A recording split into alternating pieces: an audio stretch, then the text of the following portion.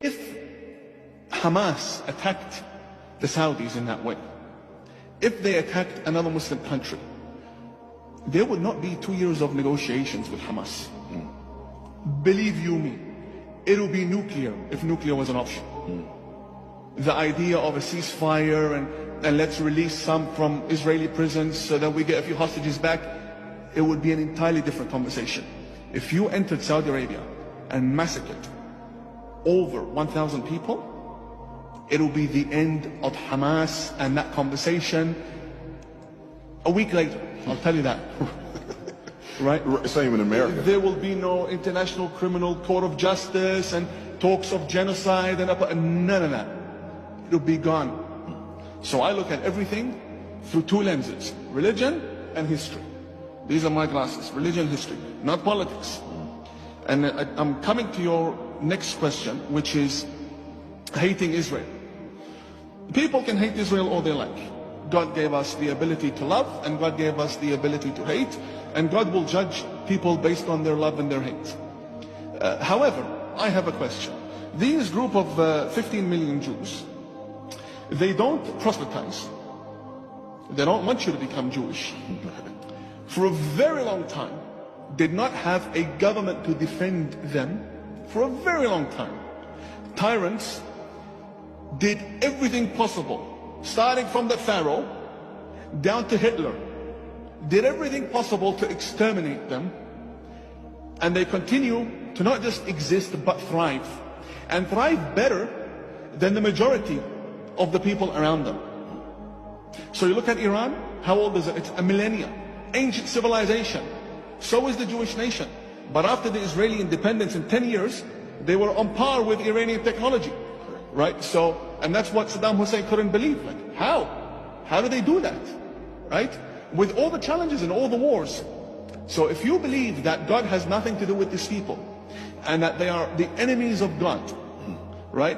You should think again, because I'll tell you this, there are religions that have gone extinct for one of those reasons: having a tyrant come after you, or simply not proselytizing, right?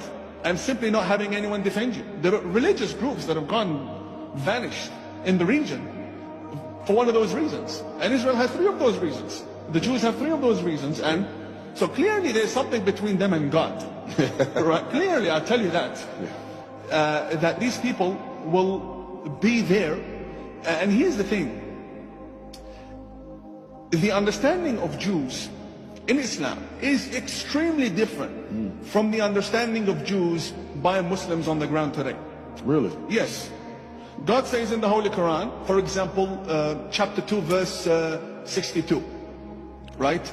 Or for example, in chapter 5, verse 20 onwards, O children of Israel, enter the Holy Land that God has written for you.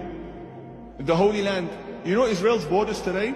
They are part of what is the Holy Land. The whole of Sinai is the Holy Land. Moses in the Holy Quran, it states he entered Sinai and God said to him, Moses, take your sandals off. You are now in the Holy Valley, right? A symbolic gesture. You know, you enter a mosque, you take your shoes off. I'm not saying now you can't wear shoes or boots there, right, but symbolically, when you claim it. And so God designated this entire region of Judea for the Jewish people. For Moses, my prophet and your prophet, Moses. And Hamas wants to steal that from Moses. I don't care what people think about Israel or Jews. You want to be anti-Semites? God's going to destroy you. That's on to you. But to steal from Moses is an entirely different conversation with an entirely different defense. Because the number one defender for that is God himself. That's why you're always losing the wars. That's why God hates you. Because you're simply saying Judea belongs to Muslims. And Muslims want nothing to do with Judea. We have nothing to do with Judea. Here's the thing. Here's basic history, okay? So our prophet, peace be upon him and his family, passes away in 632, in the year 632, right?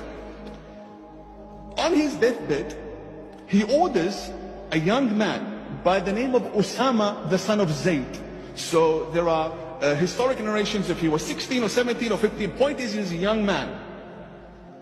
He said, Osama, get your army ready, you're going to war. And the Prophet's laying in bed. Someone says, well, who are we fighting against? He says, the Romans.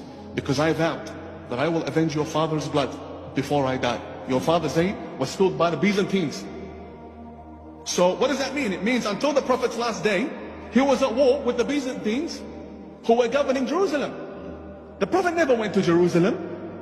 And the whole idea of the miraculous journey, you've heard this before, that our Prophet supposedly flew on a donkey or flew to heaven on a horse, right? Small brains believe in foolish things. Firstly, it was not a donkey or a horse. Muslims believe that the Prophet had this experience and it was involving the Archangel Gabriel, right? Now, I don't care who it was or how it was. Here's my story. If you're going to the heavens, are you going from the ground upwards or you're going across?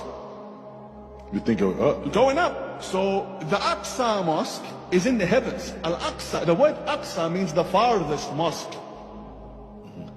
The word Aqsa means the farthest mosque. We believe, Muslims believe, there are mosques in the heaven. We believe the angels pray in mosques in the heavens. We believe in that. You can think I am out of my mind.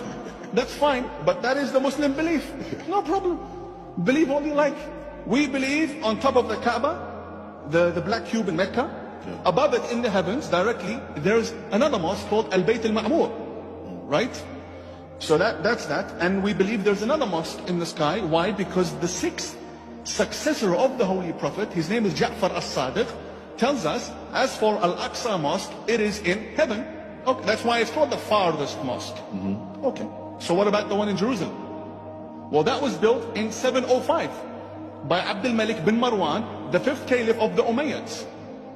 He built it 73 years after the Prophet had passed away. So how can the book that Revelation had ended with the Prophet passing refer to a mosque and a miraculous journey 73 years later? It doesn't happen. It doesn't make sense. Right.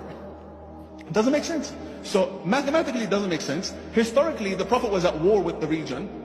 But this whole idea that Jews can't be neighbors, that's what it's down to, Brandon. Jews cannot be the neighbors according to the Muslim Brotherhood.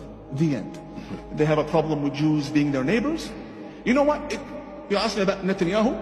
What if the Jews decided to have a kingdom, to have a theocracy? What if the Jews in Israel decided to have a communist government? What if they wanted to be socialists, have Jeremy Corbyn as their leader? You think they'll still be accepted? No, the Muslim Brotherhood doesn't want Jews, period. Basically, Hamas says, in all flavors, no Jews allowed. So, and you see that translate on the street today. There's a problem in the Middle East, they'll attack a Jewish restaurant. What's your problem with the Jewish guy's stomach? He wants to eat kosher. Why would you attack the restaurant?